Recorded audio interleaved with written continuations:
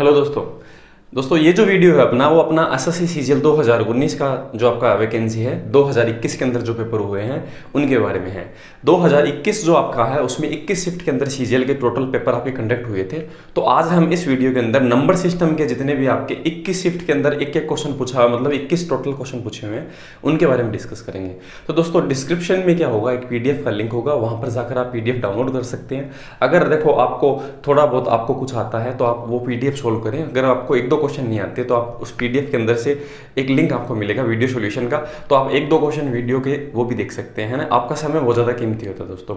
तो मेन चीज़, आप पूरा वीडियो नहीं देखना चाहते, आप ऐसा चाहते हैं कि मैं डिस्क्रिप्शन से जो पीडीएफ है वो लेकर ही मैं उसको सोल्व कर लूँगा और उसमें से जो नहीं आएगा तो आप ऐसा भी कर सकते हैं। इसी तरह से देखो दोस्तों, जितने भी आपके चैप्टर हैं, परसेंटेज, प्रॉफिट एंड लॉस, सबका मैंने एक अलग से पीडीएफ बना रखा है, सबसे अलग से एक वीडियो बना रखा है। जितने भी क्वेश्चन है मैंने इसी हिसाब से सोल्व करवा रखे हैं।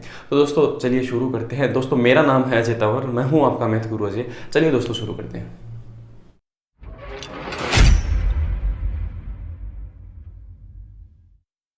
वीडियो शुरू करने से पहले दोस्तों मैं आपको बता देना चाहता हूं, आपके जो क्वेश्चंस होंगे 1 नंबर 2 नंबर टोटल 21 क्वेश्चन है, ठीक है। उनके आगे शिफ्ट लिखी हुई है, जैसे इस क्वेश्चन के आगे लिखा हुआ है। दूसरी बात, इसका जो लिंक है पीडीएफ का लिंक है वो डिस्क्रिप्शन में होगा, वहां पर आप जाके डाउनलोड कर लेना, ठीक है। दूसरी बात मैं आपको ये कहना चाहता हूँ दोस्तों, बहुत सारे और बाकी के वीडियो में बना रखा है, इसका जो प्ले लिस्ट है उसका लिंक भी डिस्क्रिप्शन में होगा, वहाँ पर भी ये भी जाकर आप डाउनलोड कर सकते हैं। तो चलिए दोस्तों हम शुरू करते हैं। पहला जो क्वेश्चन है, इसने कहा यदि 5 अंकों की संख्या है जिसमें लिखा हुआ है 6 7 6 XY, ये जो आपकी है वो 3 7 और 11 से विभाजित है। तो देखो इस क्वेश्चन को दोस्तों अगर हम ऐसे कर लेंगे ज़्यादा सबसे आसान रहेगा। 3 7 और 11 से विभाजित है, 3 7 11 का मतलब क्या होता है, 3 से भी होना चाहिए, 7 से भी, 11 से। तो इनको गुणा करते हैं, 21 का 11 से गुणा होता है 231। इसका मतलब वह संख्या 231 से डिविजिबल होगी, है ना, हम ऐसा कह सकते हैं। अब दोस्तों ऐसा है कि इसने से कहा कि 3x - 5y, तो x का वैल्यू और y का वैल्यू जब आ जाएगा तो हम बता सकते हैं 3x - 5y बराबर क्या होगा। तो इसको हम इस तरह से करेंगे तो ज़्यादा सही रहेगा। तो दोस्तों हम x और y की जगह क्या मान लेते हैं, एक बार 0 0 मान लेते हैं, ठीक है। हम ऐसे मान लेते हैं कि कुछ भी नहीं था, ठीक है। अब इसमें इसका भाग देते हैं, तो कितने बार भाग जाएगा, 3 बार, तो जा नहीं सकता, 2 बार जाएगा। तो 2 बार जाएगा तो 2 6 और 4 इतना बचेगा। शेष कितना बचेगा, 4 1 और 2 214 बचेगा। एक हम 0 यहाँ से काउंट में ले लेंगे। अगर हम इसको देखें, अगर मैं इसका 9 गुणा करूँ, है ना, 9 1 9 9 3 27, 9 2 18 और 2 20, ठीक है। मैं अगर इसका 9 गुना करता हूँ, तो अगर मैं 9 गुना लेता हूँ तो 9 1 9 9 3 27 हासिल के 2, 9 2 18 और 2 20, तो लगभग इसके 9 बार भाग जाएगा, ठीक है। तो हम इसमें से ये हटा देते हैं, कितना बचेगा, 1 बचेगा, 8 घटाने पर 6 बचेगा, ठीक है, 61 बचा दोस्तों। अब हम 1 0 और उतार लेते हैं, ठीक है। अब इसमें इसका भाग फिर से देते हैं, कितनी बार जाएगा, ये लगभग 2 बार जाएगा। तो हम 2 बार भाग देते हैं, 2 6 4, ठीक है। शेष कितना बचा, 8 और 7 घटाने पर 7 घटाएंगे तो क्या बचेगा, 4 बचेगा, 148।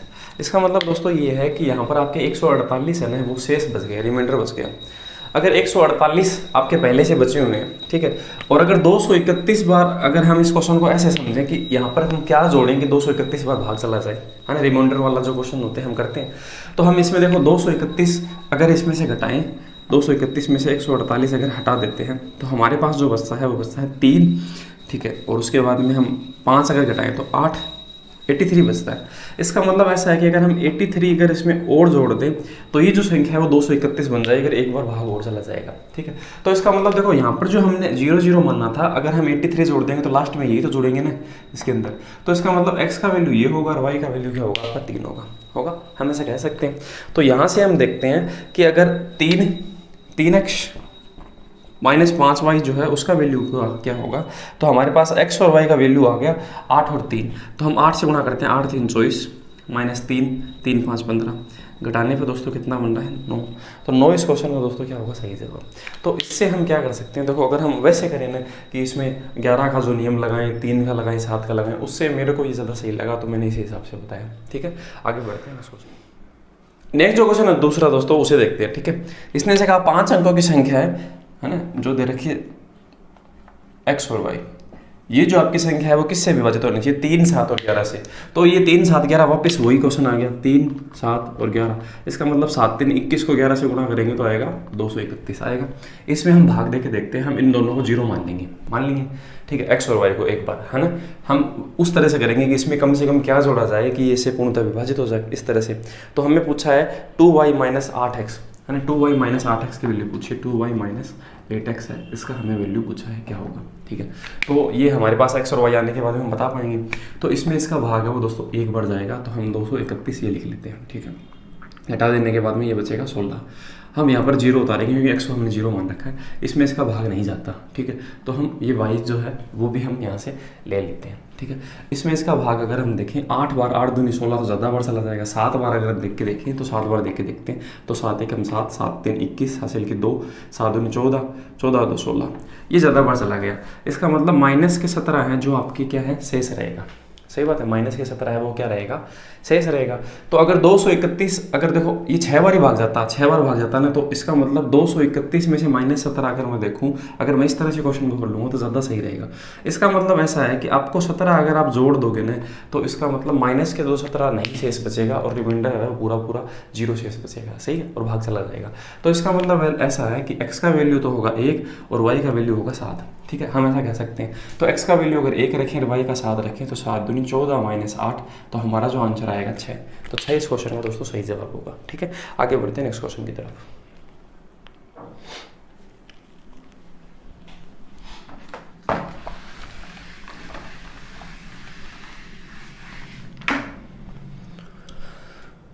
अगला जो क्वेश्चन है दोस्तों, इसने ऐसे कहा b का अधिकतम मान ज्ञात कीजिए, जिसके लिए आपको ऐसा बता रखा है 30a 68b, जो a बड़ा है b से 11 से विभाजित है।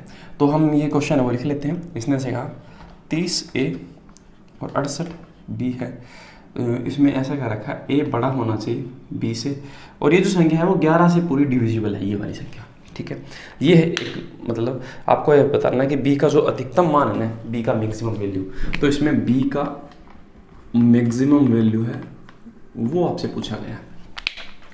तो इस क्वेश्चन को देखो दोस्तों हम कैसे करेंगे। 11 का जो नियम क्या होता है कि हम एक संख्या को छोड़कर एक का योग करते हैं, तो हम जोड़ेंगे b, 6 और 0, तो कितना होगा 6 + b होगा, ठीक है। और बाकी की जो संख्या है उनका अगर हम योग देखते हैं तो हमने ऐसे देखा 8a और 3, तो हमने ऐसे देखा 11 + क्या a, ऐसा ही, ठीक है। तो हम ऐसा बोल सकते हैं इस चीज़ को। तो मतलब ये चीज़ क्या होगा, या तो इनका अंतर है वो बराबर होगा, या फिर अंतर, या तो इनका बराबर होगा वैल्यू, या फिर इनमें जो फर्क होगा वो 11 का होगा, 22 का, मतलब 11 का मल्टीपल होगा, ऐसा हम कह सकते हैं। इसने से कहा a बड़ा होना चाहिए b से, तो देखो अगर a बड़ा होगा b से तो b में से देखो अगर हम a को इस तरफ भेजें तो b माइनस a, तो b में से a घटने का मतलब है b बड़ा है a से, सही बात है। पर अगर मैं b को उस तरफ भेजूँ तो ये चीज़ ज़्यादा सेटिस्फाई करेगी इस चीज़ को, तो मैं ऐसे बोल दूंगा a - b, क्योंकि b छोटा है ना a से, इस वजह से a में से b घटेगा और 11 इस तरफ आ जाएगा, तो 6 - 11, ठीक है। तो माइनस के क्या आएंगे 5, एक्चुअल में माइनस के 5, तो देखो माइनस के 5 तो देखो आएंगे नहीं, ठीक है, क्योंकि a आपका क्या है, बड़ा है, इसलिए। तो अगर मैं यहाँ पर 11, आपको मैंने बताया जैसे कि इसमें क्या है कि या तो वो 0 प्राप्त हो सकता है या फिर 11 का फर्क हो सकता है, तो मैं इस तरफ 11 जोड़ देता हूँ, आप उस तरफ भी जोड़ सकते हैं, कोई दिक्कत नहीं है। तो 11 जोड़ने पर ये जो चीज़ है वो रिजल्ट देगी हमें 6, तो हम ऐसा कह सकते हैं कि a - जो b है वो बराबर अपना पास आ सकता है 6, ठीक है। अब हम देखते हैं, यहाँ तो 6 आ सकता है, इसमें 11 जोड़ने के बाद में 17 आ सकता है, ठीक है, 11 जोड़ने के बाद में 27 आ सकता है, बहुत सारी कंडीशन बन सकती है। अब इसने ऐसे पूछा b की मैक्सिमम वैल्यू है वो क्या हो सकती है, तो b की मैक्सिमम वैल्यू अगर देखो, अगर मैं a को यहाँ पर ये जो लिखा हुआ है 6 बराबर a - b जो लिखा हुआ है, अगर मैं a को मैक्सिमम रखता हूँ 9, तभी तो b की वैल्यू मैक्सिमम आ सकती है, सही बात है। अगर मैं a को 9 रखता हूँ तो 6 आने के लिए b को कितना होना पड़ेगा 3, तो b की मैक्सिमम वैल्यू 3 हो सकती है, और ये इस क्वेश्चन का सही जवाब है, ठीक है। इस तरह से हम इससे फास्ट कर सकते हैं। अगला जो क्वेश्चन है उसे देखते हैं।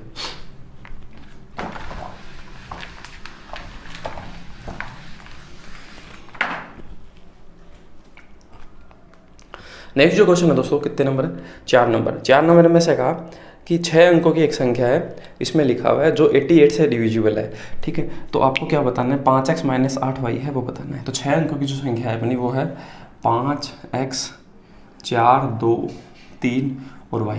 ये जो संख्या है वो आपकी 88 से डिविजिबल है, 88 से, ठीक है। और आपको ये बताना है कि 5x - 8y है, ये आपको बताना है कि क्या होगा, ठीक है। और इसमें और कुछ भी नहीं बोला, किसका मैक्सिमम वैल्यू किसका मिनिमम वैल्यू, ठीक है, इतना ही बोला है। तो हम देखते हैं, देखो तो अगर हमने ऐसे देखा कि 88 का मतलब देखो हम ऐसा समझ सकते हैं कि 11 × 8 होता है, मतलब ऐसा है कि इसमें 8 का नियम भी लागू होगा और 11 का नियम भी लागू होगा, ठीक है। तो पहले मैं एक बार 8 का नियम आपको बता दूं कि 8 का नियम ये होता है कि अंतिम 3 अंक होते हैं किसी संख्या के, वो 8 से डिविजिबल होने चाहिए।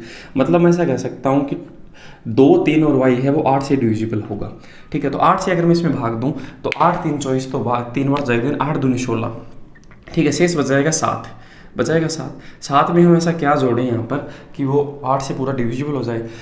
तो देखो अगर मैं 2 जोड़ता हूँ y, तो 9 8 72, ठीक है। हमें 8 दूनी 16, अगर मैं इस चीज़ को यहाँ ऐसे प्रेजेंट करता हूँ, आप ऐसे भी लिख सकते हैं 8 दूनी 16, शेष बच गया 7। अब y की जगह आप क्या लिखो कि 8 का भाग चला जाए। तो देखो आप 7 y का मतलब है 70 के आसपास ऐसी संख्या बताओ जो 8 से डिविजिबल है, तो 9 8 72, ठीक है। 10 8 कितना होता है 80, तो आप 9 बार भाग दे सकते हैं 72, इसका मतलब y की जो वैल्यू है वो 2 होगी, ठीक है, हम ऐसा कह सकते हैं।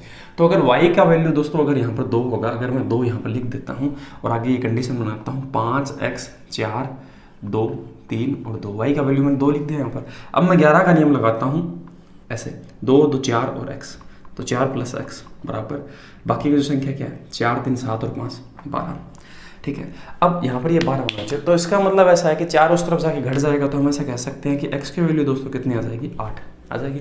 तो यहाँ पर अपने पास x का वैल्यू भी आ गया, y का वैल्यू आ गया, वहाँ वो रखना है, ठीक है। तो अपने पास आंसर आएगा। x का वैल्यू हम यहाँ पर रखते हैं तो 8 5 40, सॉरी 80 लिख दिया मैंने गलती से, 40 आएगा, ठीक है। और 2 y का जो वैल्यू है 8 दूनी 16, ठीक है। तो 16, तो 40 में से 16 घटाने पे दोस्तों इसका जवाब है वो 24 आ रहा है।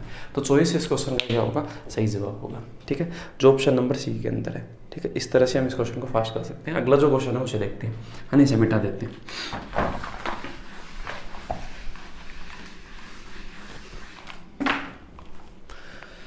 नेक्स्ट जो क्वेश्चन है दोस्तों कितने नंबर, 5 नंबर है।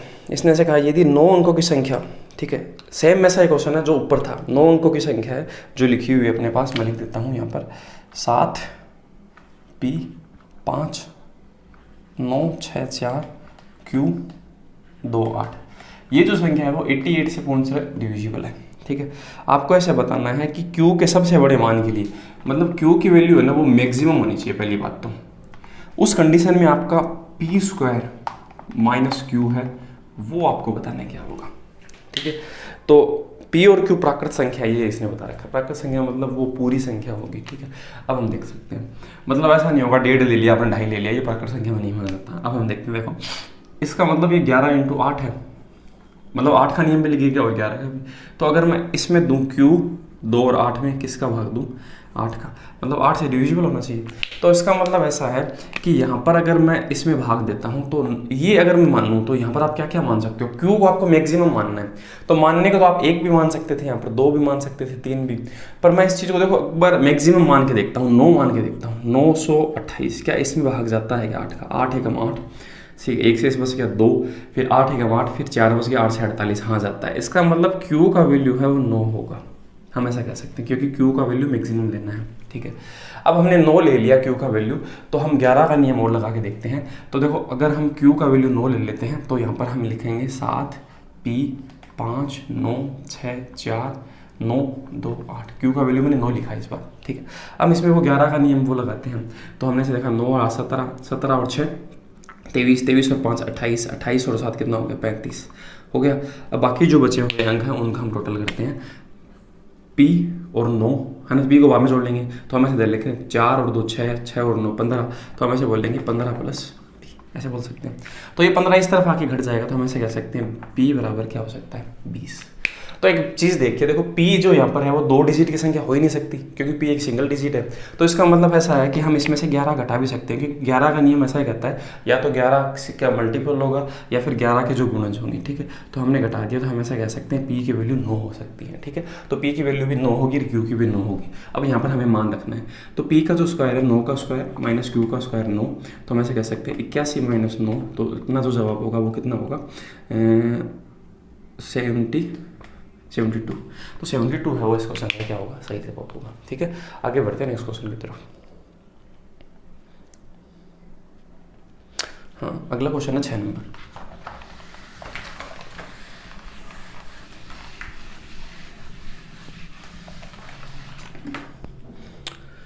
6 नंबर जो क्वेश्चन है दोस्तों ये ऐसे कह रहा है, यदि संख्या, ठीक है, ये जो संख्या है वो 3 से विभाजित, तो इसमें तो सबसे बड़ा मान, तो सबसे बड़े मान के वर्गों और सबसे छोटे मान p के वर्गों के बीच का अंतर है वो आपको बताना है। मतलब p का मैक्सिमम और मिनिमम जो वैल्यू हो सकता है ना, उनका आपको डिफरेंसेस बताना है। ठीक है, तो मैं संख्या लिखता हूँ 5 3 0 6 और फिर लिखा हुआ है p2। ये संख्या 3 का डिविजिबल है। ठीक है, तो इसमें p का जो मैक्सिमम और मिनिमम वैल्यू है उनका आपको क्या करना है, स्क्वायर करना है और फिर उनका डिफरेंसेस बताना है। ठीक है, तो हम देखते हैं कैसे करेंगे। तो हमने ऐसे देखा कि 3 का जो नियम है वो क्या कहता है कि सभी अंकों का योग है वो 3 से डिविजिबल होना चाहिए। तो हम योग करते हैं, तो देखो हम ऐसा भी कर सकते हैं, तो 3 से जुड़ रहे हैं ना उनको हम काट सकते हैं। तो 3 को छोड़ दिया, 6 को छोड़ दिया, हम ऐसा भी कर सकते हैं। तो हमने ऐसे देखा 2 और 5, तो हम 5 को 1 दे देते हैं तो ये 6 बन जाएगा, ये भी कट जाएगा, तो हमारे पास बचेगा 1 0 और p। तो हम ऐसे बोलते हैं p प्लस 1 बराबर क्या होना चाहिए, ये जो संख्या है वो 3 से डिविजिबल होनी चाहिए। आप ऐसा भी कर सकते थे, सबको जोड़ते 5 3 8 6 14 और 2 कितना हो गया 16। ठीक है, 16 प्लस p है वो किससे डिविजन होना चाहिए, 3 से। तो भी बात एक ही थी क्योंकि 15 तक तो होता ही है, फिर उसके बाद में एक ही तो रिमाइंडर बचेगा। तो इसका मतलब ऐसा है कि p की जो वैल्यू है वो क्या क्या हो सकती है। यहाँ पर आप 3 बनाने के लिए p को क्या बोल सकते हो, आप 2 बोल सकते हो। अब आप 3 से भाग देते हो तो आप इसमें 3 और जोड़ोगे तो ये संख्या 5 बन सकती है, और ये क्या बन सकता है, 8 बन सकता है। तो p अगर देखो आप 2 लिखोगे ना तो 2 और 1 3 हो जाएगा, 3 से डिविजिबल है। 5 लिखोगे तो 5 और 1 6 हो जाएगा, वो भी 3 से डिविजिबल है। मतलब जो अंतर होगा वो 3 3 का ही तो आएगा ना। ठीक है, हम ऐसा कर सकते हैं। अब हम देखते हैं p का वैल्यू है वो मिनिमम तो इतना हो सकता है, मिनिमम, और मैक्सिमम है वो इतना हो सकता है। अब इसको हमें काम में लेना है, इसका जो स्क्वायर है 8 का स्क्वायर है मैक्सिमम का, और उसका मिनिमम का स्क्वायर, उनका जो अंतर है वो 64 माइनस 4, हम ऐसा कह सकते हैं कितना आएगा 60 का। तो 60 इस क्वेश्चन का दोस्तों सही जवाब होगा। इस तरह से ये फास्ट कर सकते हैं। ठीक है, आगे बढ़ते हैं नेक्स्ट क्वेश्चन की तरफ। इसी हिसाब से देखो अगला जो क्वेश्चन है, नेक्स्ट जो क्वेश्चन है दोस्तों 7 नंबर, इसने से कहा यदि 7 अंकों की संख्या है, ठीक है, ये 72 से डिविजिबल है और x और y की वैल्यू बराबर नहीं है। ठीक है, तो ये जो भी कंडीशन है मैं लिख देता हूँ। इसने से कहा कि 9 4 x 2 9 y और जो 6 है वो आपका 72 से डिविजिबल होना चाहिए, और x और y है वो बराबर नहीं होनी चाहिए, और आपको बताना है 2x प्लस 3y है उसका वैल्यू क्या होगा। ये इतनी कंडीशन अपने पास। ठीक है, अब हम देखते हैं कैसे सॉल्व करेंगे। तो ये जो 72 है इसका मतलब क्या है, 9 × 8, तो इसमें 9 का और 8 का डिविजिबिलिटी रूल लगेगा। देखो जितने भी क्वेश्चन है सब ऐसे ही पूछे हैं, डिविजिबिलिटी रूल से रिलेटेड पूछे हुए हैं। तो 9 का जो नियम क्या कहता है, इन संख्याओं को टोटल करना है। 8 का नियम कहता है कि अंतिम 3 अंक पहले हम 8 का नियम लगाएंगे तो ताकि हमें y तो पता चले कम से कम। तो हमने लिखा 9 y और 6 ये 8 से डिविजिबल होना चाहिए। ठीक है, तो अगर मैं इसमें भाग देता हूँ तो कितनी बार भाग जाएगा, 1 बार भाग जाएगा, तो बचेगा क्या, 1 y और 6 बचेगा। इसमें हमें 8 का भाग देना है। ठीक है, अब दोस्तों अगर मैं इस संख्या को देखूं तो 1 y और 6 का मतलब ऐसा है कि 8 का ये डिविजिबल होना चाहिए। तो 15 8 120 होता है 15 8 कितना होता है दोस्तों, 120 होता है। तो 120 तो इसे बना नहीं सकते, y को हम नहीं बना सकते। ये मिनिमम आपका 106 हो सकता है, 116 हो सकता है, 136 हो सकता है। तो उसके बाद में भाग है वो 16। देखो किसी भी संख्या में अगर हम देखो अगर 8 का भाग देते हैं तो 8 के मल्टीपल में ही वो जुड़ता चलेगा। तो इसका मतलब हम ऐसा कह सकते हैं कि 120 में हम 16 जोड़ देंगे, क्योंकि अगर हम 8 जोड़ेंगे तो 128 होगा। 8 यहाँ पर आ नहीं सकता, यहाँ पे 6 आना चाहिए। तो इसका मतलब 136 में है वो भाग फिर से जा सकता है। इसका मतलब ऐसा है कि y का वैल्यू है वो 3 हो सकता है। पर देखो y का वैल्यू 3 हो सकता है, वैसे ही क्या है कि 8 का भाग है वो फिर से कब जाएगा, जैसे कि 136 बार गया। अब देखो आप 16 अगर आप ऐसे इसमें 40 और जोड़ दो, इसमें अगर आप 40 और जोड़ दो तो ये बन जाएगा 176। इसमें भी अगर आप 8 का भाग दोगे तो फिर भी भाग जा रहा है। तो इसका मतलब ऐसा है कि 8 का, तो ये जो आपकी संख्या है अगर आप इसको देखो ना तो यहाँ पर 3 का वैल्यू वो 30 है, एक्चुअल में 30 है। तो हम 40 बढ़ाकर 70 में क्या है भाग दे सकते हैं ना। तो जो y का वैल्यू है वो अपने पास 7 और हो सकता है। ठीक है, क्योंकि 40 ज़्यादा होगा तो 40 ज़्यादा होगा, तो इसका मतलब वो 30 के बजाय कितना होगा 70 होगा। पर यहाँ पर जो वैल्यू है y का प्लेस वैल्यू है वो क्या हो सकता है, 3 हो सकता है, 7 हो सकता है, 11 नहीं हो सकता। ठीक है, ये 2 वैल्यू आ सकती है y की। अब 2 वैल्यू अपने पास आ गई x अपने y की, 3 और 7 हो सकता है। अब हम आगे वाली जो 9 का नियम है वो लगा के देखते हैं। 9 का नियम दोस्तों क्या कहता है, 9 का नियम टोटल करना है, या फिर आप संख्या जो 9 से कैलकुलेट होती है उनको छोड़ सकते हो। तो इसको छोड़ दिया, इसको छोड़ दिया, तो 6 और 4 10 2 12 में हम कितना जोड़ दें, 12 में अगर देखो हाँ तो ये ऐसा बन गया 6 में हम इससे 3 काम में लेंगे, एक इसको दे देंगे तो 2 और 1 कितना हो गया 3 हो गया। तो हम ऐसे बोलेंगे 3 + x + y है, ये किससे डिविजिबल होना चाहिए, ये जो संख्या 9 से डिविजिबल होनी चाहिए। ठीक है, अगर देखो आप इस चीज़ को, आप x का वैल्यू है जो y का वैल्यू जो अपना है आपने 3 रखते हो, y का वैल्यू आप यहाँ पर 3 रखते हो, तो 9 से डिविजिबल होने के लिए x को कितना होना पड़ेगा, 3 होना पड़ेगा, और ये 3 है ही। तो x और y इसने कहा कि बराबर नहीं हो सकते, तो इसका मतलब ऐसा है कि ये आपकी वैल्यू नहीं हो सकती। ठीक है, अब एक बार आप क्या है कि 7 रख के देखो। ठीक है, 3 रखने पे नहीं हुआ, अब मैं 7 रख के देखता हूँ, y की वैल्यू मैंने 7 रखा, 7 और 3 कितना हो गया 10। 10 में हम कितना जोड़ें कि 9 से डिविजिबल हो जाए, तो 10 में अगर हम 8 और जोड़ देने तो 18 हो जाएगा और वो 9 से डिविजिबल हो जाएगा। इसका मतलब x का वैल्यू 8 होगा और y का वैल्यू क्या होगा 7, क्योंकि अगर मैं 3 रखता हूँ तो y और x दोनों बराबर हो रहे हैं, इसी वजह से ये कंडीशन दे रखी है। ठीक है, अब मैं इनका जो वैल्यू है वो रख देता हूँ। y का वैल्यू अपने पास क्या आया दोस्तों, y का वैल्यू 7 आया, तो हम लिखते हैं 21 प्लस 8 का वैल्यू 16, तो 16 और 21 अगर हम जोड़ देते हैं तो ये बनेगा 7 और ये बनेगा 3, तो 37 जो है वो इस क्वेश्चन का क्या होगा, सही जवाब होगा। तो कितने नंबर ऑप्शन में है वो देखते हैं, देखो बी नंबर जो क्वेश्चन है दोस्तों, इसने से कहा ए का सबसे छोटा मान ज्ञात कीजिए। ठीक है, और इसने ये से बोला ये है वो आपका 11 से विभाजित है। ठीक है, और ए है वो बड़ा होना चाहिए बी से, और दूसरी बात ए का आपको मिनिमम वैल्यू लेना है। ठीक है, तो ए का जो मिनिमम वैल्यू है वो क्या होगा वो देखते हैं।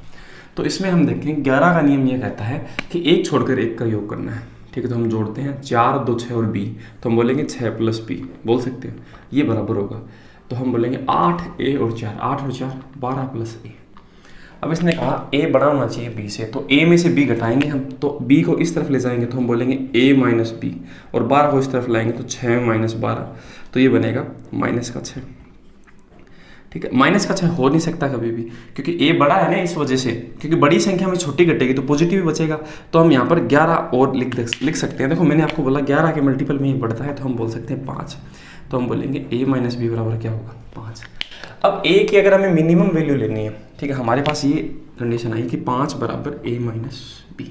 तो अगर हमें मिनिमम लेना है a को, अगर हमें मिनिमम लेना है a को, तो हम कितना कम ले सकते हैं। देखो अगर मैं इसको 0 लेता हूँ, अगर मैं इसे 1 लेता हूँ तो इसे 6 लेना पड़ेगा, सही। तो a तो बढ़ रहा है, तो इसको b को हमें मिनिमम लेना होगा, तभी ऐसा पॉसिबल है, तभी ये मिनिमम आ पाएगा। तो b को अगर मैं 0 लेता हूँ तो a को मैं 5 लूँगा, तभी जाकर ये 5 बन पाएगा। अगर मैं इसे 1 ले लेता हूँ तो यहाँ पर 6 लिखना पड़ेगा, a बढ़ जाएगा। तो a का इसका मतलब मिनिमम जो वैल्यू है वो दोस्तों कितना हो सकता है 5। 5 इस क्वेश्चन का सही जवाब है। ठीक है, आगे बढ़ते हैं नेक्स्ट क्वेश्चन की तरफ।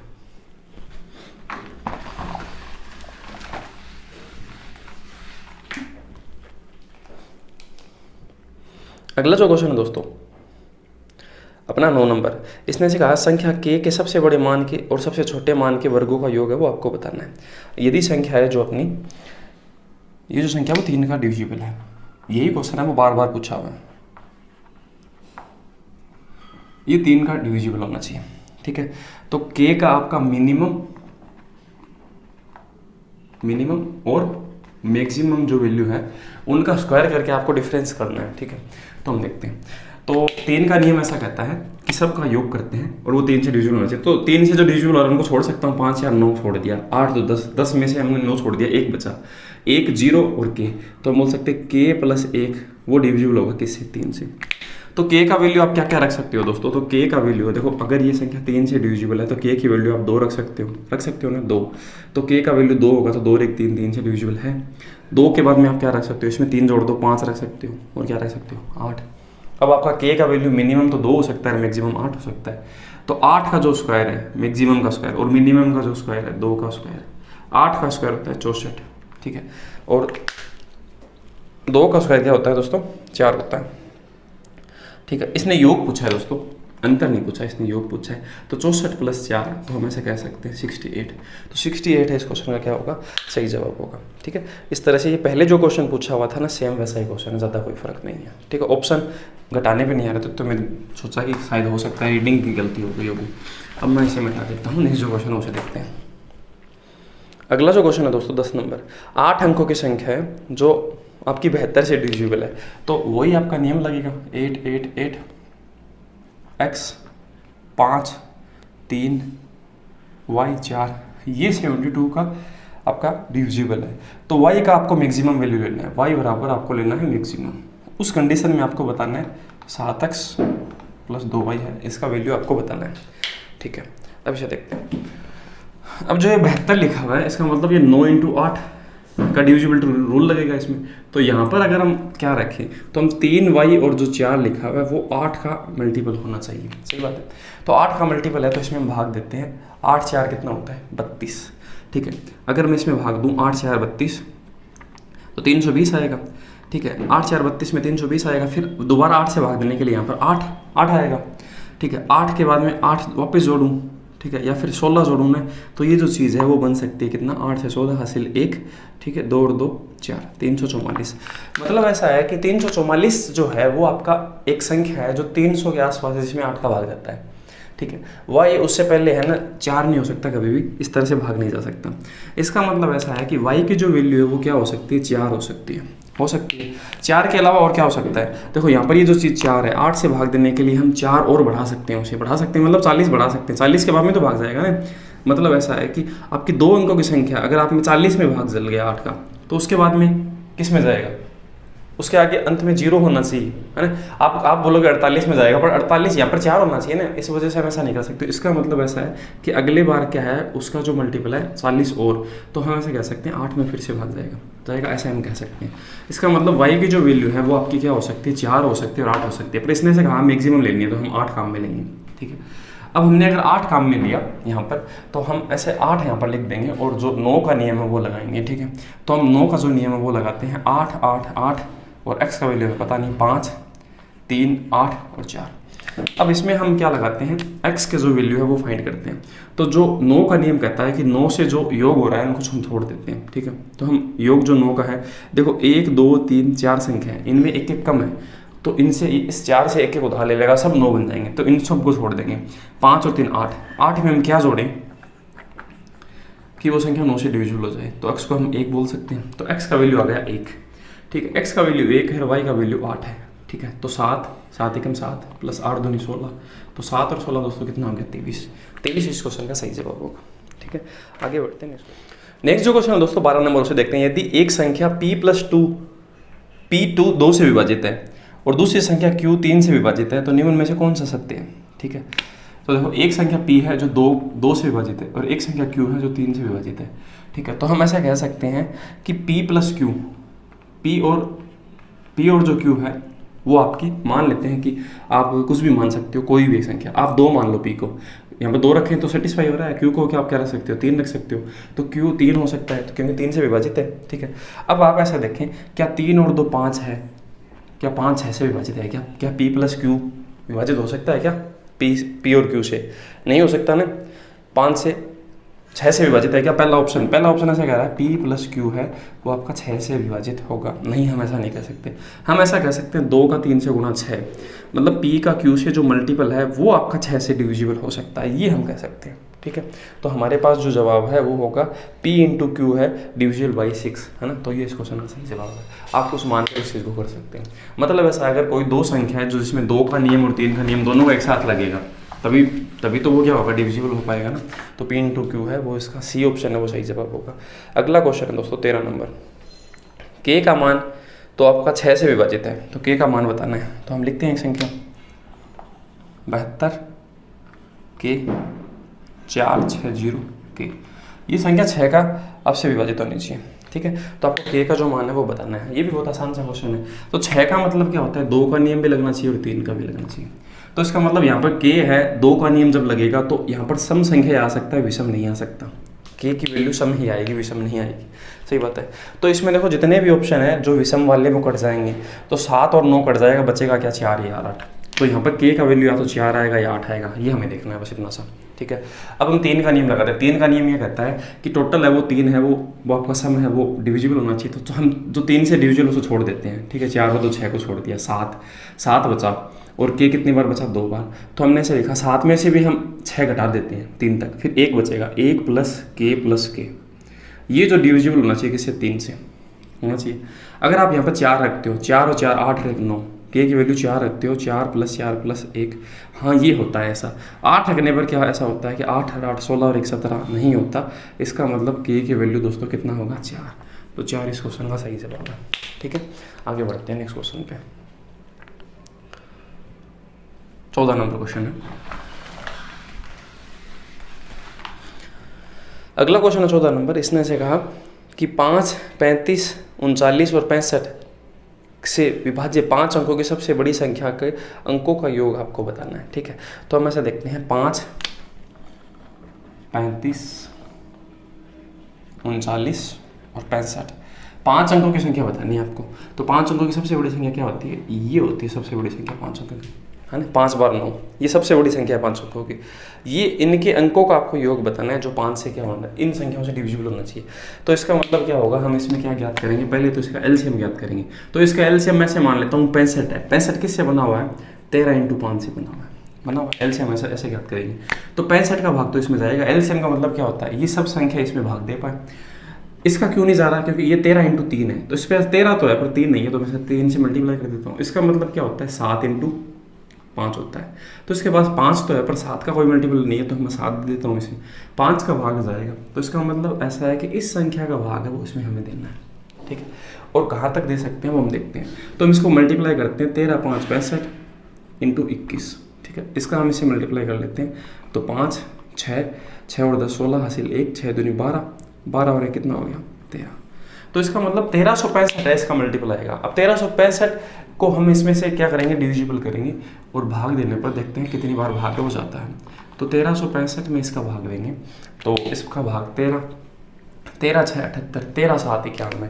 अगर मैं 7 बार दूँ, ठीक है, तो जा सकता है। तो मैं इसमें 7 से गुना करके इसे 7 से गुना कर देता हूँ। 7 5 35, ठीक है, हासिल की 3, 7 6 42 और 3 45, हासिल की 4, ठीक है, और 13 7 91 और 4 क्या हो गया? 95, ये आएगा। और ये घटा दूंगा तो 4 4 और 4 ये आएगा 9। अब इसका भाग 13 2 26, 13 3 39, 13 4 52, 4 बार ज़्यादा लगा, 13 3 बार जाएगा। ठीक है, 3 बार देते हैं। तो इसका मतलब 3 बार देने पर 3 5 15 हासिल 1, 3 3 5 15 हासिल 1, 3 6 18 और 1 19 हासिल 1, ठीक है, 13 3 39 और 1 40, इतनी बार जाएगा। और शेष बचेगा 4 5 और 3, 354। इसका मतलब ऐसा है कि 354 अपने शेष बच गए। अगर ये 354 शेष नहीं बचते तो भाग जाता। तो इसका मतलब ऐसा है कि ये 354 अगर इसमें से पहले से घटा के रखूँगा तो भाग पूरा जाएगा। ठीक है, तो हम ऐसा कह सकते हैं कि 9999 और ये 4 5 बार 9 है, उसमें से 3 5 4 अगर मैं हटा देता हूँ तो बचेगा क्या? ये बचेगा। और ये जो संख्या है अगर मैं पहले से घटा के रखूँगा तो इसमें भाग है वो जाएगा। तो ये 5 अंकों की सबसे बड़ी संख्या होगी जो इनसे क्या होगी? डिविजिबल होगी। सही बात है। अब हमें क्या बताना है? हमें बताना है इसका टोटल सबका। तो टोटल जो होगा वो होगा, तो दोस्तों 9 18 और 6 24, 24 और 28, 28 से 5 कितना होगा दोस्तों? 33। तो 33 हम ऐसे कह सकते हैं इस क्वेश्चन का सही जवाब होगा। ठीक है, आगे बढ़ते हैं। क्वेश्चन दोस्तों 15 नंबर। इसने से कहा, ये वैसा ही क्वेश्चन है जो पहले पूछा हुआ था, बार बार यही क्वेश्चन पूछे हुए हैं। ये जो संख्या है वो आपकी 7 11 और 13 से विभाजित होनी चाहिए। तो आपको बताना है P माइनस जो Q है उसका वैल्यू कितना होगा, ये आपको बताना है। ठीक है, तो इसमें देखो ऐसा है कि 7 11 और 13 है ना, इनको अगर हम मल्टीप्लाई करें, ठीक है, इसको हम अगर मल्टीप्लाई करें, हम ऐसा भी कर सकते हैं, आप 2-3 तरीके से कर सकते हैं। तो मैं देखो इस क्वेश्चन को ऐसे करता हूँ। ठीक है, तो 7 का इससे गुणा कितना होता है? 7 का इससे गुणा 77, 77 का 13 से, तो 77 का मैं 13 से गुणा करता हूँ, तो 13 से जो गुणा है वो कितना आता है? 13 7 91 हासिल की 9, 13 7 91 और 9 कितना हो गया? 100, ये आता है। ठीक है, अब आपने ऐसे देखा कि इनका गुणा करने पर ये जो मैं इन संख्याओं का अगर मैं गुणा करता हूँ तो वो कितना आएगा? वो आएगा 1001, ये आएगा इनका गुणा करने पर। तो ये हमने देखा, इसका एक नियम होता है कि ये संख्या अगर किसी भी x y z से 3 अंकों की संख्या से गुणा होती है ना, तो अगर मैं इसको एक बार गुणा करूँगा तो इसके जो 3 डिजिट है वो इस हिसाब से, देखो 101 को अगर मैं x y और z से गुणा करता हूँ तो एक बार गुणा होगा x y z आएगा। उसके बाद में यहाँ पर ये इस तरह से आएगा। ठीक है, और ये कितने बार आएगा? ऐसे 3 बार आएगा, क्योंकि 1 2 3 बार, फिर वापस एक बार, तो एक्स वाई जेड, तो वापस क्या आना है? X Y Z. मतलब ऐसा है कि मैं अगर 3 अंकों की संख्या को जब 101 से गुणा करता हूँ तो उनका रिपीटेशन हो जाता है 3 अंकों का। इसका मतलब ऐसा है कि 3 अंकों का रिपीटेशन हुआ है, मतलब यही अंक है यहाँ पर वापस आए। इसका मतलब P और फिर 2 और Q है, और ये 8 2 और 3 ये सेम ही चीज़ है, देखो है। तो इसका मतलब Q का वैल्यू तो अपने पास होगा 3 और P का वैल्यू होगा 8। तो 8 माइनस Q 3 बराबर अपने पास आंसर होगा 5। ठीक है। तो इस तरह से ये जो क्वेश्चन है वो पूछ रखा है। पहले जो क्वेश्चन है वो बस ऐसे पूछता था ये संख्या किससे विभाजित होगी, अब आजकल वो क्वेश्चन इस हिसाब से पूछने लग गए हैं, ठीक है। तो हमें ये चीज़ याद रखनी होगी कि 1001 है, अगर हम इसे 3 अंकों की संख्या से गुणा करते हैं तो उन संख्याओं को रिपीटेशन शुरू हो जाता है हमेशा, है ना, और उसके आधार पर ये पूछा होगा। अब हम इसे क्या करते हैं, मिटा देते हैं। क्वेश्चन 16 नंबर दोस्तों उसे देखते हैं, ठीक है। यदि 5 अंकों की संख्या है, इसने लिखा 5, 9, 3 ए और बी, ये जो संख्या है वो आपकी किससे डिविजिबल है, 3, 7 और 11 से। 3, 7, 11 का मतलब होता है 231, गुणा किया मैंने इनको, ठीक है। जैसे पहले पूछा था वैसे ही क्वेश्चन है। तो ए और बी को हम क्या मान लेंगे दोस्तों, यहाँ पर 0 मान लेते हैं एक बार। अब इसका इसमें भाग है वो कितने बार जाएगा, 2 बार, ठीक है। 2 एकम 2, 3 दूनी 6, 2 दूनी 4, घटाने पर 1, 3 और 1 यह है, एक हमने 0 यहाँ से कैरी ले ली। अब हम क्या करते हैं, इसको हम 6 गुना करें तो 6 दूनी 12, ठीक है, 6 3 18, 6 एकम 6, तो ये ज़्यादा बार जाएगा, हम 5 बार भाग देते हैं। तो 5, 5 3 15, हासिल की 1 5 दूनी 10 और 1 11। इसमें से 10 में से 5 घटाएंगे 5 बचेगा, 11 में से 6 घटाएंगे 5 बचेगा, और 13 में से 12 घटाएंगे तो 1 बचेगा। तो ये अपना रिमाइंडर बच गया, ये 0 वापस हमने उतारा। इसमें इसका फिर से भाग दिया तो कितनी बार भाग जाएगा, 6 7 7 बार दे, तो 7 बार 6 बार दे के देखते हैं। 6 एकम 6, 6 3 18, हासिल की 1, 6 दूनी 12 और 1 13, इतनी बार जाएगा, 6 7 बार नहीं जाता। हमने घटाया, ये बच गया 4, ठीक है। तो हमने घटाया, अब कितना घटाया, 9, 15 में से 9 घटाया 6 बच गया, और ये बच गया 164। इसका मतलब अपने पास 164 वो शेष बच रहा है, ठीक है। तो 164 में हम ऐसा क्या जोड़ दें कि 231 तक वो पहुंच जाए। तो हमने इसमें से 164 अगर हटाएंगे तो अपने पास बचेगा 7, ठीक है, और ये हम घटाएं 7 तो 6 67 ये बचेगा, ठीक है। तो हम जोड़ के देख लेते हैं एक बार, 7 और 4 11, हासिल 1, 6 और 6 12, हाँ ठीक है 67। इसका मतलब ऐसा है कि अगर हम इसमें 67 अगर और जोड़ देते हैं तो ये चीज़ है वो 231 बन जाती, ठीक है, और भाग चला जाता। तो इसका मतलब यहाँ पर जो वैल्यू है 67 है वही होगा। तो इसका मतलब x और जो y है अपना, सॉरी ए और बी जो भी दे रखा है, क्या दे रखा है इसने दे रखा है ए और बी, ठीक है। तो a का वैल्यू तो होगा 6 और b का वैल्यू 7 होगा, ठीक है। तो हम यहाँ पर रखते हैं a² minus b² plus ab। ए का वैल्यू अपने पास क्या है 6, 6 का स्क्वायर 36, माइनस बी का वैल्यू 7, 7 7 कितना होगा 49, ठीक है, प्लस है 7 42। इसमें से ये घटाने पर 13, 13 माइनस के हो रहे हैं और प्लस के 42 है, तो 13 में से 42 घटाएंगे तो कितना बचेगा 9, और ये 2 घटाएंगे 29। इसका मतलब 29 है वो इस क्वेश्चन का दोस्तों क्या होगा, सही जवाब होगा तो डी ऑप्शन में, ठीक है। आगे बढ़ते 17 नंबर क्वेश्चन के अंदर।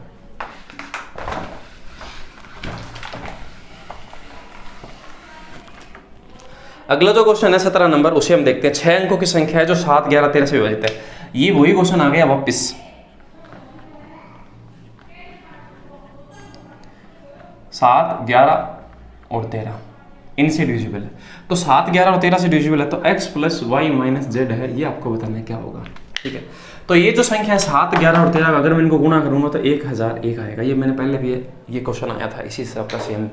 तो 1001 का नियम क्या कहता है आपका, ऐसा कहता है कि अगर आप इसे कोई भी 3 अंकों की संख्या से गुणा करोगे ना तो उसका रिपीटेशन वापस आ जाएगा XYZ, ठीक है।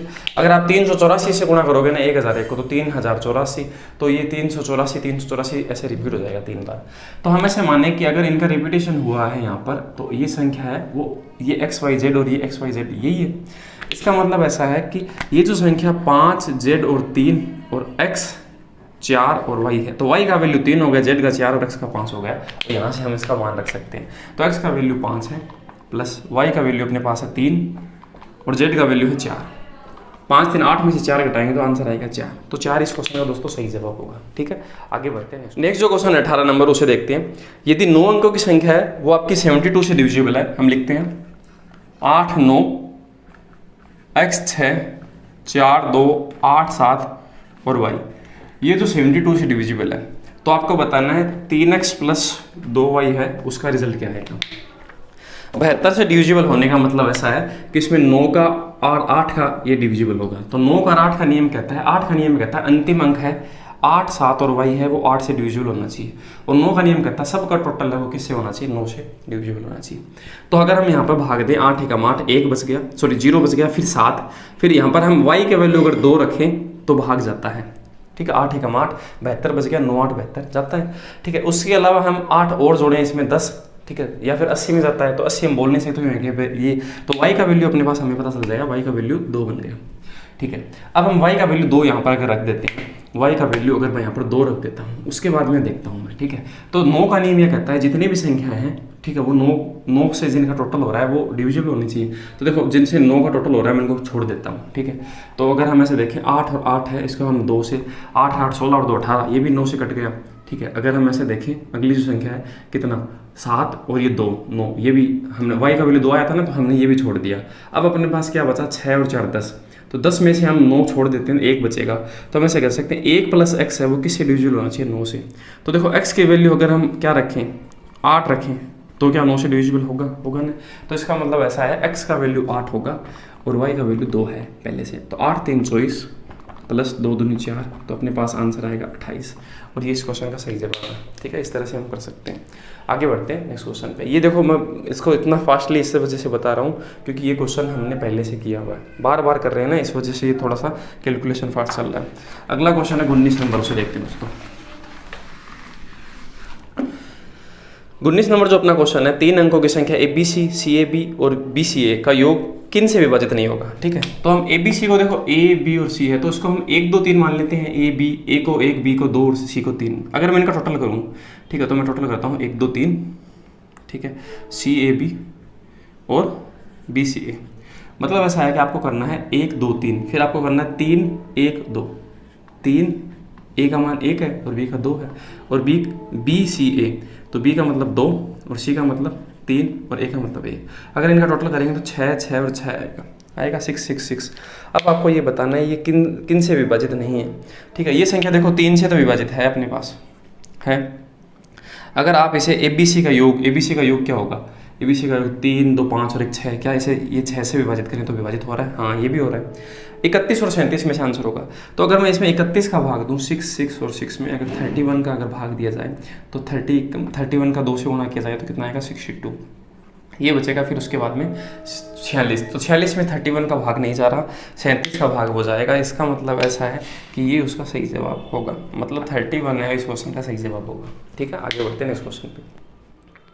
अगला जो क्वेश्चन है दोस्तों 20 नंबर, इसने कहा A और B के सभी संभावित मानों का योग ज्ञात कीजिए। जो A और B के सभी संभव मान का योग बताना है। तो 4A 0 6 7B, ये 11 से डिविजिबल है। तो A और B का जो जितने भी पॉसिबल वैल्यू है ना, उनका सबका आपको टोटल बताना है, ठीक है।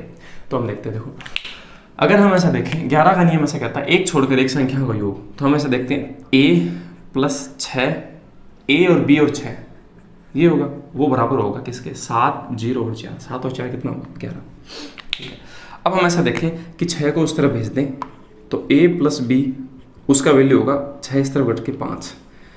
मतलब ऐसा है कि A और B का वैल्यू क्या होगा आपका 5 होगा, या फिर आप इसमें 11 जोड़ दोगे तो या तो 5 हो सकता है या फिर 16 हो सकता है, क्योंकि 11 जोड़ने पर भी उसका मल्टीपल बनता है और 11 और जोड़ने पर ये क्या बनेगा 27, ठीक है। 11 और जोड़ने पर ये क्या बनेगा 27 बन सकता है। इसका मतलब ऐसा है A + B का वैल्यू 5 हो सकता है, 11 जोड़ने पर 11 एक्स्ट्रा और 11 और ज़्यादा एक्स्ट्रा 27।